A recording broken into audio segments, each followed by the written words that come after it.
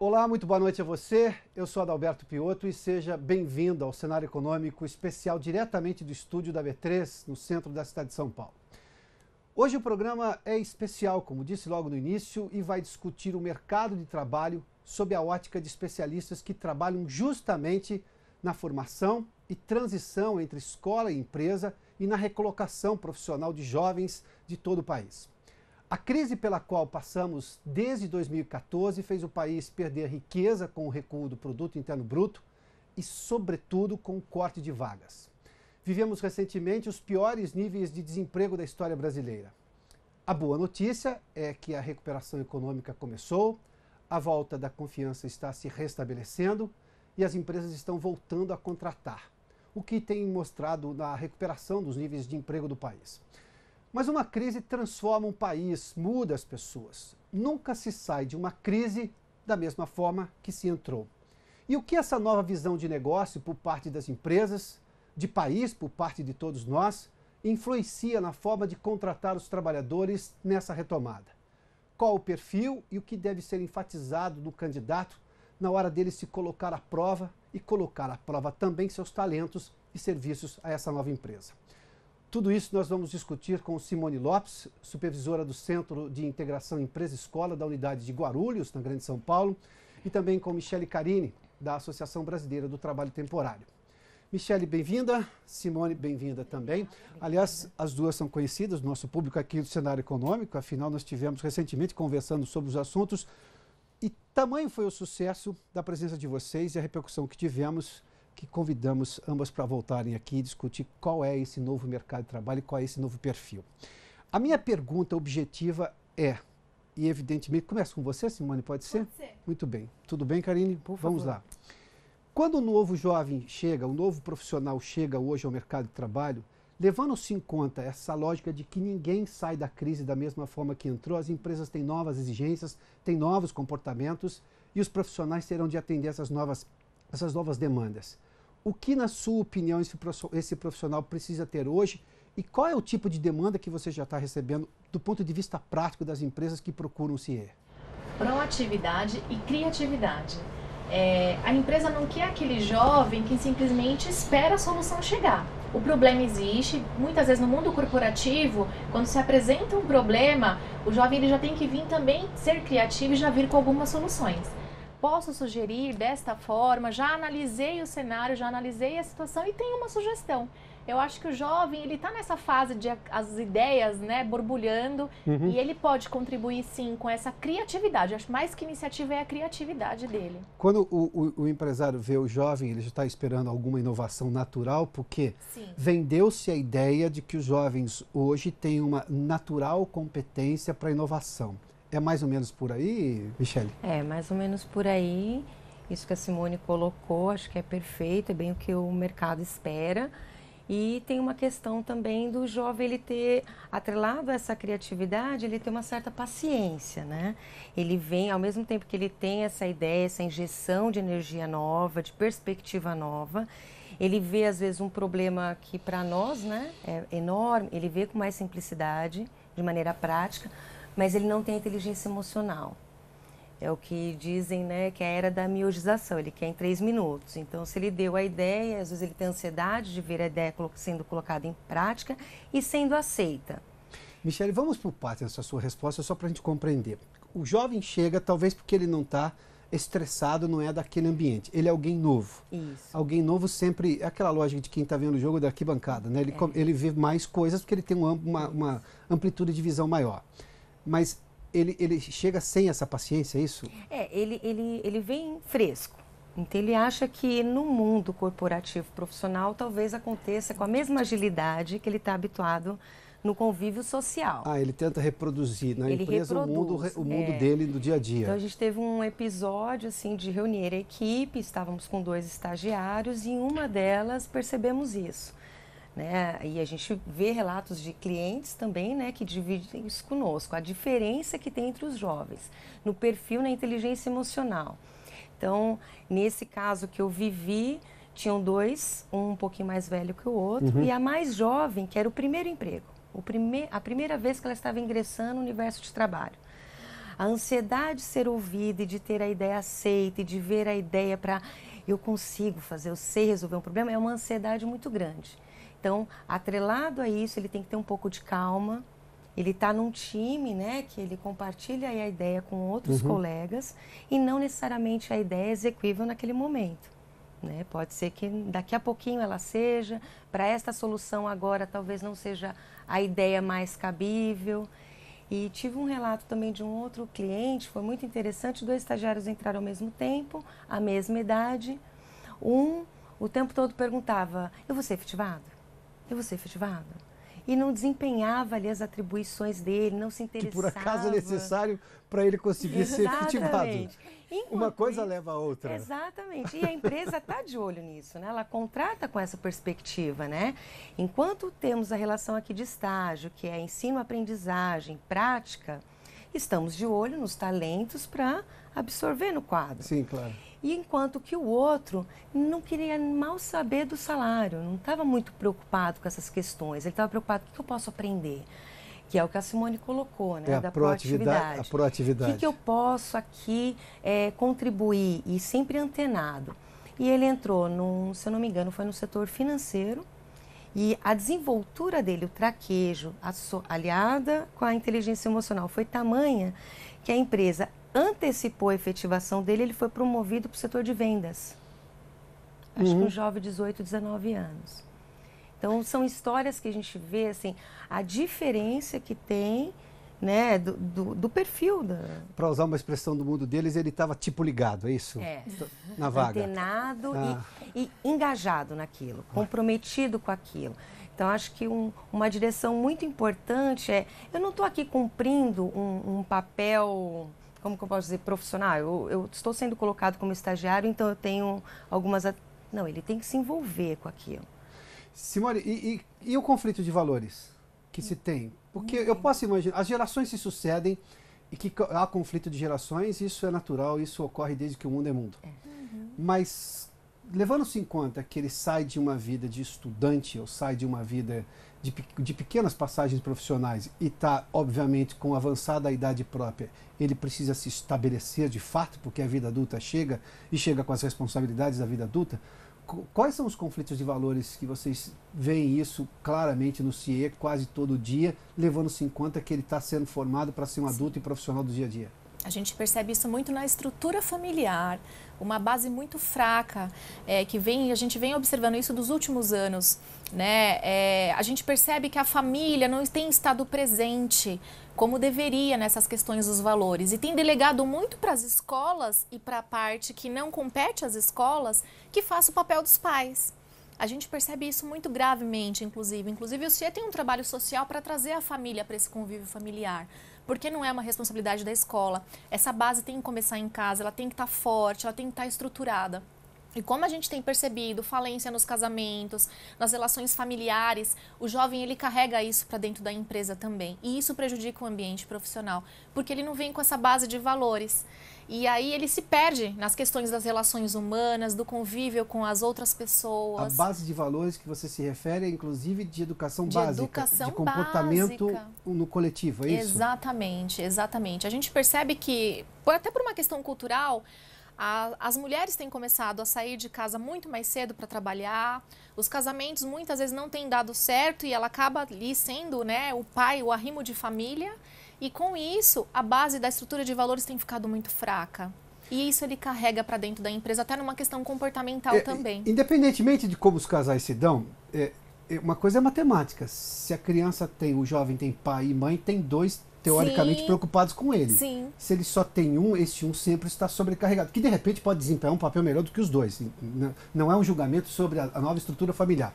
Mas do ponto de vista matemático, ele vai ter menos pessoas olhando por ele. Exatamente. Dentro da lógica da qual vivemos, né? Exatamente. Porque se eu desconsiderar o passado também, a gente não vai discutir nunca o futuro. E a gente tem uma mania, talvez cultural no país, de desconsiderar o passado por completo. Mas quando eu digo de valores básicos de educação e nesse relacionamento, porque, claro, o menino chega lá o menino, uma menina chega lá muito jovem e talvez não consiga fazer essa transição de entender que aqui o linguajar é outro, o vocabulário é outro. Eu me lembro que eu aprendi isso na escola. Do mesmo jeito que se aprendia a como de redigir uma carta, é como se relacionar e como se dirigir ao seu chefe, ao seu supervisor, ao seu superintendente, ao dono da empresa, seja lá quem for. Essa falha existe? Essa falha... Eu sei que o CIE eu que conheço o CIE já de algum tempo, tem uma rigidez nesse aspecto. Sim, muito. E você vê essa falha também? Vemos, diariamente. Até a maneira que ele chega já na empresa para buscar uma oportunidade, vai desde o vestuário até a maneira que ele se comporta na recepção. Então a gente sempre comenta, né, entre nós o quanto falta esse tipo de orientação em casa. Né, com os nossos filhos, né, a gente sempre educa, olha, está chegando na casa do outro. Claro. Então você tem que pedir licença para entrar.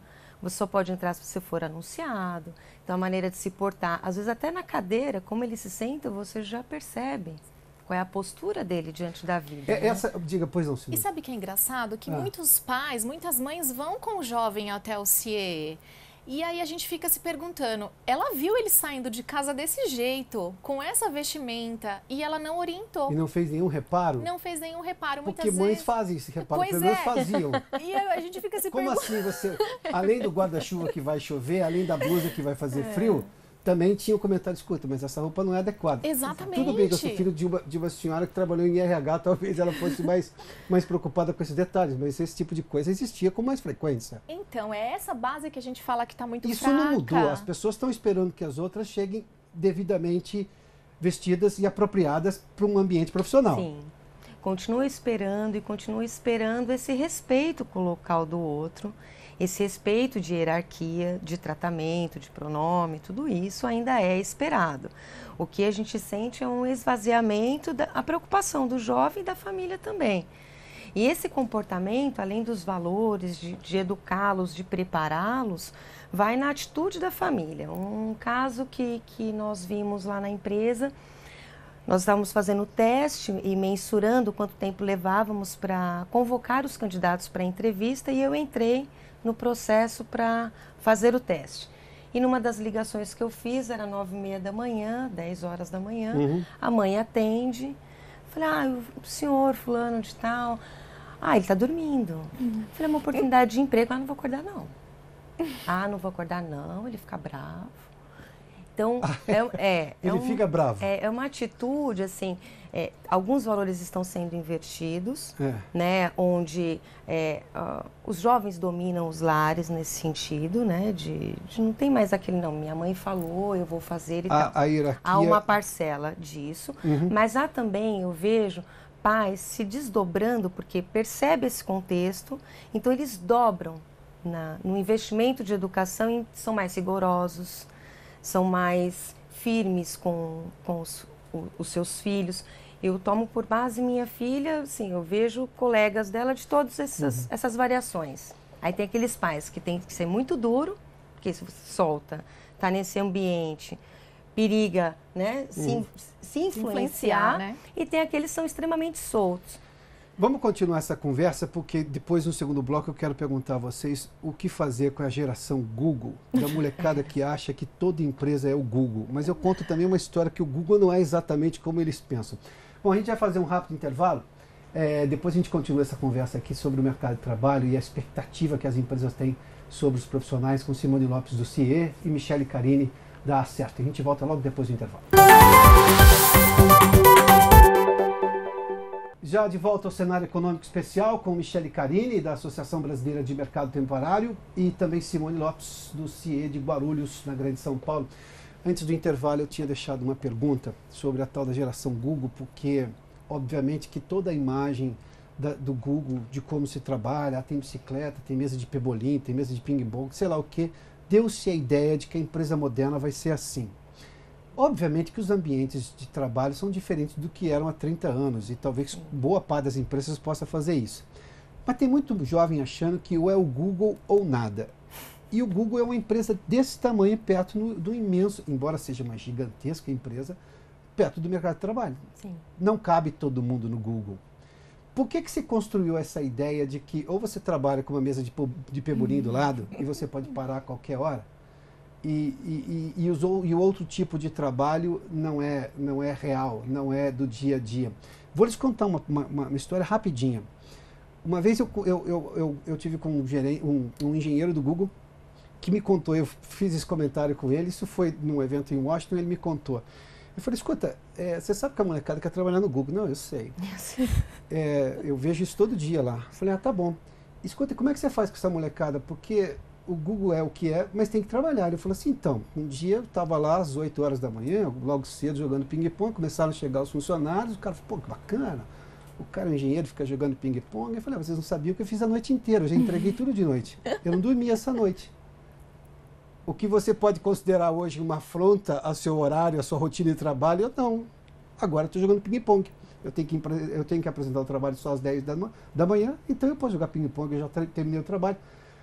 Está se passando muita mão na cabeça dos meninos e meninas, ou eles têm uma visão estereotipada sobre o que é o dia a dia do trabalho, porque no fundo a gente vai ter que produzir várias outras coisas. Exatamente. O Google não faz o hambúrguer que ele come na hora do almoço. Sim. Exatamente. É o produtor de carne, o produtor de pão, o padeiro e o produtor de alface, não é? Sim. E o que ele não pensa em relação ao Google, que não só, né, não vai ter mercado para todo mundo, e ele passou a noite inteira trabalhando, tem essa questão, não cabe todo mundo lá. Tem um agravante, ele tem que ter um poder de autogestão, um autocontrole, uma autodisciplina, porque ele tem, se não me engano, você tem as tarefas e os prazos a cumprir, a entregar. Então, se você vai trabalhar de madrugada ou se vai trabalhar ali num período menor durante o tempo, você tem a liberdade de escolher a forma de trabalhar. Se vai trabalhar, né, no formato ali padrão, mas você tem o compromisso, a responsabilidade com aquilo. Entregar, então, quer dizer, a tarefa vai ter que entregar, é isso, né? Sim. Eu ouvi uma artista falando uma vez, eu achei aquilo tão incrível, ela falou assim, a liberdade é repressora. E realmente, Mariana Muniz que disse isso. A liberdade é repressora, porque a pessoa está tão livre, acho que essa geração agora, que ele fica reprimido. Eu faço o quê? Antes nós tínhamos a igreja dizendo o que devemos fazer, a família dizendo com quem deveríamos casar. Então, se dava errado, eu tinha quem culpar. Agora não Agora tem. eu culpo quem? Mas está passando muito a mão na cabeça do jovem também? Eu concordo com a Michele, né? A liberdade também aprisiona. Porque o que o Google faz, na verdade, é incentivar a criatividade, assim, eu te dou liberdade. Como você vai me entregar, não importa. Eu preciso dos prazos e preciso que você me entregue. Porque aquele tipo de trabalho permite isso, Exatamente. Né? Mas nem toda empresa vai ser assim. Porque nem todo tipo de trabalho permite que isso aconteça, né? Alguém vai trabalhar numa linha de produção em série e o segundo só pode fazer o que faz porque o primeiro já fez o que tinha que fazer. Imagina uma linha de montagem numa fábrica, numa linha de produção, onde se tem tempo cronometrado e ele fala, não, agora eu vou parar para jogar um ping-pong e o tempo ali na fábrica, né? Um clipe é contado como dinheiro. Então, não se cabe esse modelo do Google em todos os tipos e formatos de empresa. E se diz isso, por exemplo, no CIE, que tem... O CIE pega meninos de que idade? Jovens de que idade? A partir dos 14. A partir dos 14. A partir dos 14 anos. Até mais ou menos? Até mais ou menos. Bom, se ele estiver estudando, por exemplo, eu tive um caso de uma senhora que 40 anos, 50 anos voltou a fazer faculdade e ela pode ser uma estagiária. Ah, entendi, claro. Porque a condição seria estar estudando, mas a média, né, vai até os 20 alguma coisa. Até mais ou menos uns 25 anos. E a perspectiva desse de 20 e poucos é diferente do de 14? Evidentemente, eu não estou falando do ponto de vista da idade, estou falando do ponto de vista dos valores de geração. Sim. Porque às vezes eu tenho exceções, né? Um jovem é um pouco mais maduro, às vezes eu tenho um jovem que é menos maduro e pensa com uma idade mental muito mais, né? Ele nem consegue se colocar junto com os parceiros. O que se diz? Tem uma diferença disso? Tem uma diferença. O jovem de 14 anos, ele quer ser acolhido. Ele quer ir no CIE que a gente fale para ele, olha, por onde eu começo? O que eu faço? O que eu vou fazer? Até mesmo a orientação vocacional dele está um pouco dispersa quando ele está com 14 anos. Quando ele chega para nós lá com 20, 21 anos, ele já tem uma noção, muitas vezes até pela questão da realidade do Brasil, ele já trabalhou informalmente muitas vezes, então ele já teve um certo contato com o mercado de trabalho, então ele já tem uma maturidade profissional para dizer, não, isso daqui é bacana, isso aqui não, eu já estou ali optando por uma outra área, então ele já chega assim com uma expectativa diferente daquele de 14 anos. O de 14 anos, para ele está tudo muito assim, né? Muita farra, né? Aonde me encaixar eu vou. né? Ele quer começar de alguma forma. E o de 20 anos não, como ele já passou até por algumas experiências informais, ele já sabe decidir, olha... Sabe que aos 14 anos eu entrei no Senai, em 1986. A primeira fala do diretor da escola foi assim: aqui não cabe vagabundo, se alguém não quiser fazer nada pode ir embora. Talvez eu estou falando dos anos 80, a coisa era um pouco mais bruta, né? Hoje tem uma série de legislação, mas só que a escola é extremamente correta. Ela oferecia tudo, todas as condições para alguém se desenvolver. E tinha casos extremos que o aluno era péssimo à noite na escola regular e era extremamente bom aluno no Senai. Aí eu digo assim, mas não é problema de gente, é problema de estrutura. Por que ele consegue ser um péssimo aluno de noite e aqui ser um bom aluno? Porque tinha punição. Eu me lembro que você ganhava duas justificativas de falta, que a sua mãe tinha que assinar, obviamente. Depois a segunda, a sua mãe tinha que ir na escola buscar, você não podia levar mais. Ou seja, raramente alguém ia lá por semestre buscar. Hoje o sujeito diz assim, hoje eu não vou à escola, mas não vai por quê? Aí tem semana do saco cheio, semana de não sei o quê. Eu não me lembro que é uma permissividade exacerbada, né? Permissividade. Exacerbada. A coisa de passar a mão na cabeça. E o que a Simone estava falando dos 14 anos, que ele quer ser acolhido, as empresas também veem com esses olhos. Né? Eu vou ter um monte de filhos para cuidar. É verdade. Dependendo do perfil dessa empresa, essa mão de obra é muito... trabalhosa. Muito trabalhosa, e dependendo do perfil tem aquele lado que é muito funcional. Ok, é isso que nós precisamos, nós queremos injetar aqui, né, energia, dependendo da atividade da empresa. E fora isso, os mais velhos, né, entram nesse quesito. Então tudo pode, não se ouve mais não dentro de casa. É muito protecionismo, né, que na década de 80 era da palmada, era de ficar de castigo. E formou-se nessa geração adultos maravilhosos, profissionais incríveis que hoje a gente não consegue encontrar. Então, acho que esse é o desafio do nosso século. Como somar a energia, né, toda essa criatividade que eles trazem com esses valores. Como ponderar, equilibrar, eu acho que é o nosso grande desafio. E dá para deixá-lo olhando o Facebook e ao mesmo tempo trabalhando, ouvindo música, num desses apps de música e ao mesmo tempo trabalhando, ou não dá? Porque o celular parece que faz parte, membro do corpo, né? Não é? É um membro, virou um membro do corpo. A gente até conversou sobre isso na última entrevista, da multifuncionalidade desses jovens, que ele está aqui conectado, ele está com o fone, ele está olhando, mas ele está prestando atenção em tudo. Mas lembra que a gente comentou também, tem que ter ponderação. Não dá para achar que, nossa, é só o Facebook, que é só ali, tá nas redes sociais. Isso sim pode ajudar, mas ao mesmo tempo atrapalha também. Então tem que ter, ao mesmo tempo que tem essa liberdade, porque também não adianta proibir. Sabe, porque se proíbe é pior. Tudo que é proibido, né, eles dão aquele jeitinho, né? A criatividade encontra um jeito. Precisa canalizar a criatividade para as coisas que vão dar retorno. Exatamente. Eu não duvido que eles sejam talentosos, obviamente. As gerações se sucedem e se superam. Ainda bem, porque essa é a natureza da evolução humana.